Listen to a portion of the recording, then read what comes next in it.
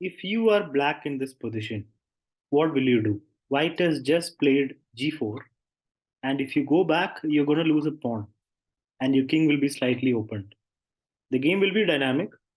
Magnus Carlsen had a reply to this, and that changed the full game. So let me take you through the game between Magnus Carlsen and Maghsoodloo, which Carlsen won.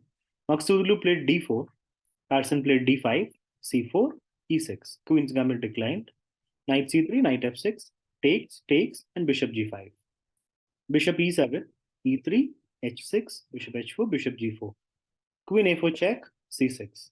Bishop d3 and castles. Carlsen castles early and now h3, bishop moves, queen c2.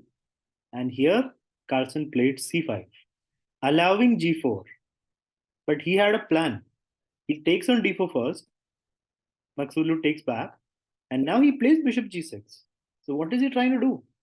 His point is that the white king is stuck in the middle for a while, and because of that, after takes, Carlsen played knight takes g4, uncovering an attack on the bishop. If bishop takes bishop, queen takes back, check, and then the knight retreats, and it becomes really good for black. So Maghsoodloo played queen e6 check, and now your bishop's hanging with the queen. So rook f7, and now he takes back. So material wise, it is equal because Carlsen takes back, and the game is completely open. White king is stuck in the middle. Black is much safer here, even though the H file is open and black's pieces are active. So this is a tough position for Maghsoodloo. Maghsoodloo played knight f3 and now queen f6. Carlsen immediately goes for the endgame. Takes, allowing knight takes d5, but just knight c6. It's a long-term advantage.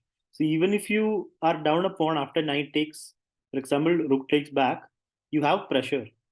The d4 pawn will be under pressure, and the other rook will also jump in quickly. So because of that, Maghsoodloo didn't take. He played rook d1, allowing the check, knight e3, and now rook d5, playing on the d4 pawn, and the g pawn is under pressure as well. Now, if you want to save this pawn, it's attacked three times. You'll have to push it. You can't defend it again. The knight's pinned. So he pushed it. Carlsen just played knight b4. He's attacking a2 and he's threatening knight c2 as well. So Maghsoodloo played d6, allowing knight c2. Now after king e2, he just takes, and takes on g4. So Carlsen got back the material and now he has a position which you can slowly grind down to a win. This kind of position. And from here, Carlsen played like the endgame master he is. Maghsoodloo played rook d5. Carlsen plays rook d7, stopping the pawn. And now rook f1. This was a critical mistake. Here, Maghsoodloo had to go for some counterplay. Knight d2 and e4, e5 was required. But he plays rook f1, allowing Carlsen to just pick up the b2 pawn for free. It's a free pawn. The only counterplay is the d pawn, which is passed, but there's no rook c1. How do you push it? So Carlsen, after rook d3, Carlsen just brings the bishop back, and Maghsoodloo just waits. He's also under some time pressure now. Less than 4 minutes on the clock at this point. Carlsen plays rook b4. He has got a queenside majority here, and he is ganging up on this pawn. King f7. King is also coming to e6. The knight has no real squares. If you come here, we'll just take. Rook d3, and now king e6. And one more piece can jump in, and the pawn will be gone. And it'll be 2 pawns up for Carlsen.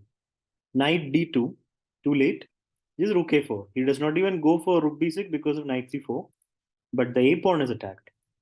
Maghsoodloo played a3 and now takes.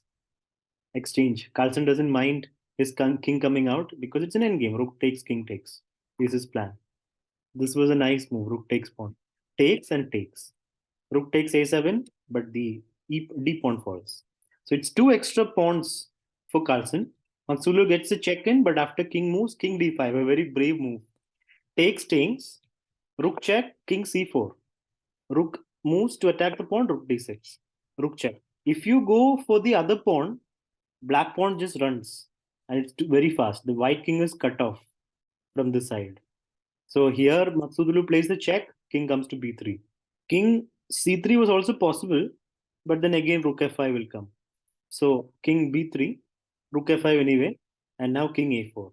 He is heading to a4 and a5 so that the pawn can finally push. Rook check and king a5. Rook h4. He cannot give any check now because b5 will anyway happen. So Maghsoodloo goes for the h pawn, but b5. Rook takes b4. Pawn e4, but king comes up. e5. Is it a problem? We can't take, of course, but yeah, there is rook pinning the pawn. And after rook takes, it's a winning one pawn endgame with the rook. And we get to the very famous Lucina position. Rook cuts off the king. Rook check, king comes in front. Rook goes behind. King comes to a6. And now king comes to b7, b2. Rook again waits. Now the pawn runs forward. Rook comes for a wait. And now king b1. So you get this Lucina position, and from here it's an easy conversion. All you have to do is once the rook moves, rook a1, a8, all you have to do is build a bridge. Push the king away. If king comes here, then king hides behind the king and promotes. So king goes away, and then you just bring your king up, and the rook will block with the bridge. So after rook d5 check, Maghsoodloo resigned because it is the Lucina, and that is the basic stuff for grandmasters. So very nice win for Magnus Carlsen. With that win, Magnus Carlsen is now on 6 points out of 10. Just 1 point behind the leader, Abdul Satrov, and half a point behind Giri. Wesley So is also on 6 points.